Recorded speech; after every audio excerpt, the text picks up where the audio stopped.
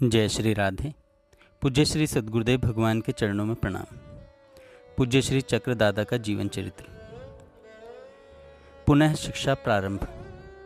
यह क्रम भी लंबा नहीं चला। 6 महीने पश्चात जब ताऊजी लौटे तब लोगों से समाचार पाकर इन्हें ननिहाल से लिवा लाए। सुदर्शन को घर भेलहटा में ही रहने का निर्देश देकर 7वीं कक्षा में प्रवेश दिला दिया। प्रतिदिन घर से 6 मील दूर पाठशाला में पढ़ने जाते। पड़ोस में रहने वाले श्री बद्री तिवारी का परिवार इनमें बहुत स्नेह प्रेम करता था। परिवार के सदस्य की भांति दोनों समय भोजन कराते और अध्ययन के लिए व्यवस्था भी करते।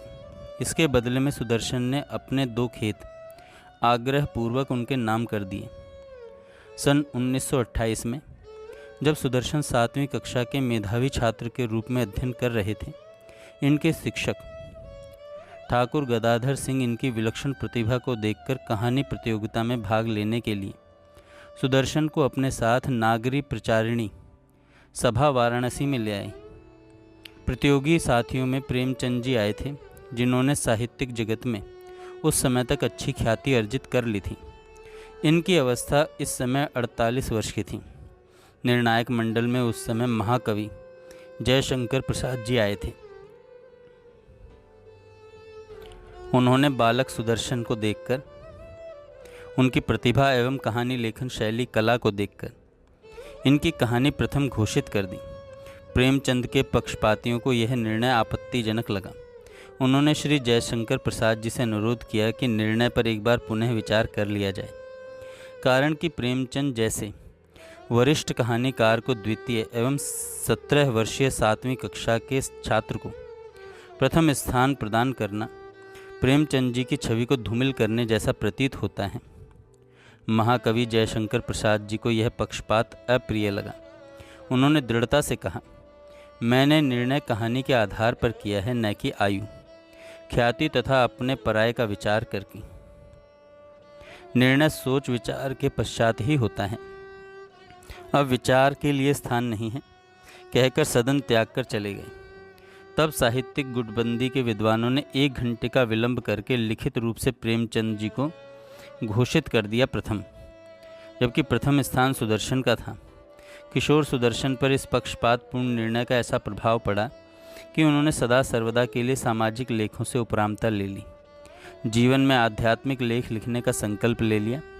सुना है सर्वेश जिसे निज जन के रूप में अपनाते हैं, उसके लिए सांसारिक सफलता के सारे द्वार बंद कर देते हैं। एक एक करके अपने साथ छोड़ देते हैं।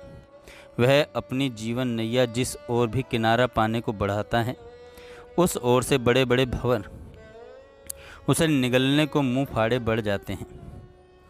जब किसी और राह न पाकर सहायक परिजन विहीन होकर ऊपर हाथ उठा देता है, तभी प्रभु दौड़कर उसे अपने सदैव वक्ष से लगा लेते हैं। सुदर्शन के लिए भी यही विधान सक्रिय था। ये जिधर भी सुख की आशा से हाथ बढ़ाते, मानो जलता हुआ अंगारा हथेली पर आ जाता। ये एक एक तृण तोड़कर जोड़कर घोंसला बनाने की चेष्टा करते और नियति की क्रूर आंधी उतनी दूर उड़ा ले जाती कि नामो निशान ढूंढना अशक्य हो जाता। इतने पर भी सुदर्शन को अपने घनश्याम का सहारा है। उसी पर विश्वास करके बोल उठते हैं, कर्णधार मेरा माधव है, जीवन सरिता के प्रवाह में विघ्नों से व्याकुल होकर हो जाते हैं जब उद्यम सब निज अपनी आशा खोकर, तेरा आश्रय लेकर ही शाश्वत महाशांति पाते जन। 7वीं कक्षा उत्तीर्ण करने के पश्चात सुदर्शन जी ने जीवन को स्वावलंबी बनाने के उद्देश्य से अपने ही गांव के 2 व्यक्तियों से बातचीत की, जो कलकत्ते जैसे महानगर में अंग्रेज़ों की कंपनी में कार्यरत थे। सुदर्शन जी इन दोनों के साथ कलकत्ते पहुंच गए और जिस कंपनी में वे लोग कार्य करते थे, उसी में इन्हें सीलिंग और पैकिंग का काम मिल गया। यद्यपि वेतन अल्प था, किंतु उसी में निर्वाह कर लेते। रविवार के अवकाश के समय पत्र पत्रिकाओं के स्टॉल पर बैठकर पढ़ते पढ़ते व्यतीत कर देते। शाम को कुछ पुस्तकें खरीद कर ले आते। अनवरत पढ़ने की इस लोकोत्तर प्रतिभा ने सुदर्शन जी को असीम ज्ञान भंडार का स्वामी बना दिया। ज्ञान, वैराग्य और देशभक्ति की पुस्तकें पढ़ पढ़कर इनका मन वैराग्य की दिशा में सोचने लगा। कभी निर्जन वन में बैठकर तप करने की लालसा अकुलाने लगती, तो कभी हिम शिखर पर जाने की।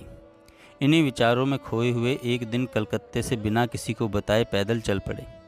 सोचा था कि आते समय ट्रेन से जो हजारीबाग के वन देखे थे वहाँ पहुंचकर तपस्या करूँगा, किंतु पैदल का मार्ग तो जानते ही नहीं थे। अनुमान से ही चलते गए। कई घंटों तक चलते चलते कलकत्ता तो पीछे छूट गया। बंगाल के गांव मिलने लगे। सड़क भी एक बड़ी सी नदी के किनारे आकर समाप्त हो गई। भूख से पेट में कुड़कुड़ाहट होने लगी, किंतु मांगे किससे? मांगना जानते ही नहीं थे। अतः इस ओर से अनुभवहीन, सुदर्शन के विवेकहीन वैराग्य ने हार मान ली और कलकत्ता लौट आए। इन्हीं दिनों कलकत्ते में विदेशी वस्तुओं के बहिष्कार ने स्वदेशी आंदोलन का रूप ले लिया। संपूर्ण देश में देशभक्ति की एक दैवी चेतना व्याप्त हो गई। विदेशी वस्तुओं की सरेआम होली जलाई जाने लगी।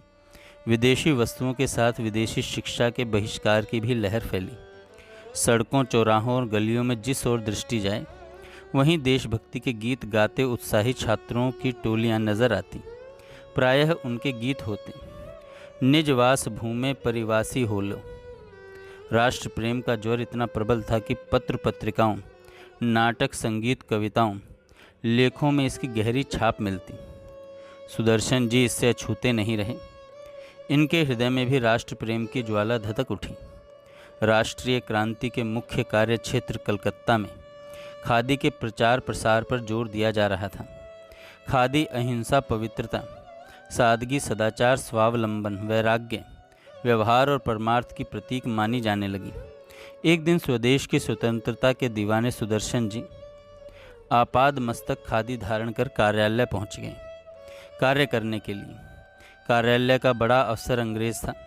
उसने सुदर्शन जी के इस वेश को देखा तो तिलमिला उठा और उसने उसी दिन इन्हें कार्यालय से कार्य मुक्त कर दिया। उनके मन में निश्चय था कि ऐसा तो होना ही है और गांव लौटकर अपने सर्वेश्वर के दर्शन को उनके प्राण अकुला उठे। सच है कंटक में पथ मेरा, बिना कष्ट झेले कब पाया किसने दर्शन तेरा। यज्ञ दान व्रत संयम नाना, धर्म आचरण जहाँ तक जाना। किए सभी अब तक लाखों ने, व्यर्थ हुए सब। नहीं कभी वह मूर्ति मनोहर भर आँखों उन हेरा। हाँ उससे तुझसे है नाता, जो सब दे तुझको अपनाता। किंतु प्रेम का वह पथ भी तो सरल नहीं है। प्राण हथेली धरे पथिक हो, तब दर्शन हो तेरा।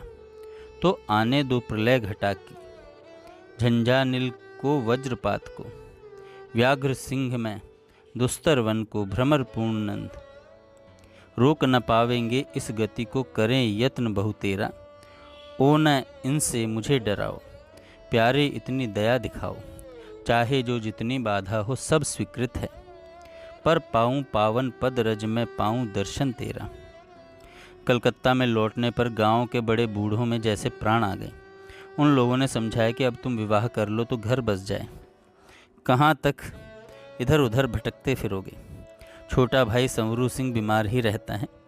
बाप दादा के घर की धरा सूनी पड़ी है, कोई संभालने वाला नहीं है। दोनों भाई मारे मारे क्यों भटकते हो? अब तुम दोनों ही बड़े हो गए हो, दोनों मिलकर खेती करो, धरती सोना उगलेगी। धरती सोना उगलेगी। पहले तो सुदर्शन ने सशक्त स्वर में स्पष्ट मना कर दिया, नहीं चाचा, रहने का तो ठिकाना नहीं, कहाँ ब्याह के चक्कर में फंसूं। क्या मैं खाऊं और क्या आने वाली को खिलाऊं? अरे बचवा, पशु पक्षी भी घोंसला बनाते हैं, मनुष्य हो। भगवान जिसे जन्म देता है अन्न भी वही उसके मुख में देता है। सुदर्शन जी ने हंसकर कहा, चाचा सच बात तो यह है कि देश गुलाम है, उसकी आज़ादी के लिए प्रयत्न करना मेरा पहला कर्तव्य है। मेरी भारत माँ मुझे बुला रही है। ऐसा पवित्र कार्य छोड़कर क्या ब्याह का ढोल बजवाना कोई अच्छी बात है? ए बचवा, राम खिलावन ने तैश में आकर कहा, देश की आज़ादी का सेहरा क्या तुम्हारे ही माथे बांधने का ठेका किसी ने तुमको दिया? श्री बद्री तिवारी भी समझाने लगे, बचपना छोड़ो और ब्याह कर लो। ब्याह के बाद आज़ादी लेना या कुछ करना। बच्चों की चहल पहल और गायों बछड़ों की रंभाहट गूंजता तुम्हारा घर सूना है। हमसे नहीं देखा जाता, इसे मेरी आज्ञा समझो। इन्होंने ऐसा विवश कर दिया कि सुदर्शन जी को अनुमति देनी पड़ी। छोटा भाई समरू यह समाचार सुनते ही प्रसन्नता से नाचने लगा। वह अपना घर बसने के सपने देखने लगा। स्वीकृति मिलते ही श्री बद्री तिवारी ने एक व्यक्ति हिंगुतरगढ़ दौड़ा दिया, क्योंकि मामा के पास से सगाई वाले 2 बार भेलहटा आ चुके थे। तब सुदर्शन जी तो वहाँ थे ही नहीं। संदेश पहुँचते ही सगाई वाले मामा और मामा के पुत्र आदि आ गए। बद्री तिवारी के घर वालों ने ही सारा प्रबंध किया। धूमधाम से सगाई हो गई। स्त्रियों ने मंगल गीत गाए। सगाई वाले भी घर जमीन देखकर प्रसन्न मन लौट गए। भेलहटा के लोग तो खुशी मना रहे थे कि 8वें दिन समाचार आया कि लड़की हैजा के प्रकोप से मर गई, किंतु सगाई वाले उसकी छोटी बहन से विवाह करने को उसी तिथि पर उत्साह से तैयार हैं। वर वधू को हल्दी चढ़ने का पूर्व समाचार मिला कि बाग में छोटी बहन आम लेने गई थी, उसे विषैले सांप ने काट लिया, परलोक सिधार गई। सुदर्शन जी का मन अपने सर्वेश्वर की कृपा पर रीझ गया और गांव के बड़े बूढ़ों से बद्री तिवारी से अपना स्पष्ट निर्णय सुना दिया। चाचा, मैं आप सबके आगे हाथ जोड़ता हूँ, अब ब्याह का झंझट से मुक्त कर दो। अब कितनी लड़कियाँ मरवाओगे और घर से ऐसे भाग छूटे। दूसरी बार यही विवाह प्रस्ताव आगे चलकर सुदर्शन के गोरखपुर आ जाने पर 1938 के आसपास आया।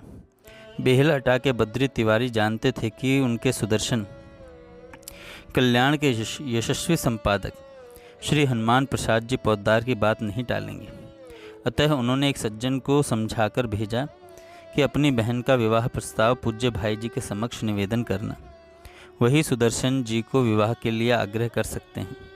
विचार विमर्श करके वे सज्जन निश्चित कार्यक्रम के अनुसार गोरखपुर पहुँचे और पूज्य श्री भाई जी को प्रणाम करके अपना प्रस्ताव निवेदन किया।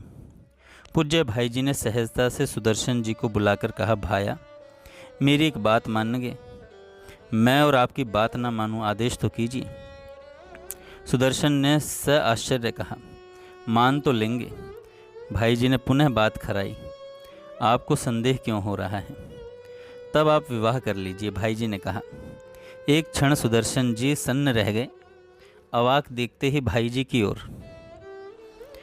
थोड़ा संयत होकर उदास मन से बोले, आज्ञा न मानना तो संभव नहीं, पर कहाँ और किससे, यह सब मुझ पर छोड़ दीजिए, श्री भाई जी ने कहा। अब वे सज्जन बातचीत के लिए सन्मुख आए और नाम, गोत्र और लड़की के विषय में बताने लगे। तब सुदर्शन जी ने बीच में रोककर कहा, यह सब मुझे जानने की आवश्यकता नहीं है। यह सब भाई जी जाने, उन्हें ही जानना चाहिए। मुझे तो आदेश दिया है, मेरी केवल एक शर्त है, मेरी कलम से अर्जित जो भी मिल जाएगा उसी में आपकी बहन को निर्वाह करना पड़ेगा। मैं घुमक्कड़ प्रकृति का हूँ, कब वृंदावन, अयोध्या, चित्रकूट कहाँ चल दूँ, क्या ठिकाना। उन सज्जन ने यह शर्त स्वीकार कर ली। सुदर्शन जी सीधे अपनी कुटिया में आए। उन्होंने अपने कन्हई से पूछा, कन्नू, यह क्या खटपट कर रहा है? मैं नहीं चाहता कि तेरे और मेरे बीच में कोई आए। अब बस तुमको ही संभालना है। लगभग 15 दिन बाद समाचार मिला, पैर फिसलने से पानी में डूबकर लड़की मर गई है। सुदर्शन की प्रसन्नता की सीमा नहीं रही। बस अब कुछ नहीं, यह मारने का धंधा छोड़। सुदर्शन को लगा जैसे बहुत बड़ा अवरोध हट गया है। कुटिया बंद करके आंखें मूंद कर बैठ गए।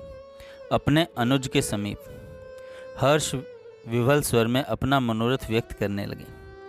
सुदर्शन जी ठाकुर जी से बातें किया करते थे। कहने लगे, प्रिय पावन होगा वह क्षण कब, मेरा हृदय स्थल पर होगा तू, मम आश्रय जीवन धन कब। अब स्वतंत्रता की लड़ाई के लिए सुदर्शन जी चल दिए उस ओर जहाँ देश के दीवाने आज़ादी के यज्ञ में सर्वस्व की आहुति दे रहे थे। जय श्री राधे। आगे हम कल सुनेंगे।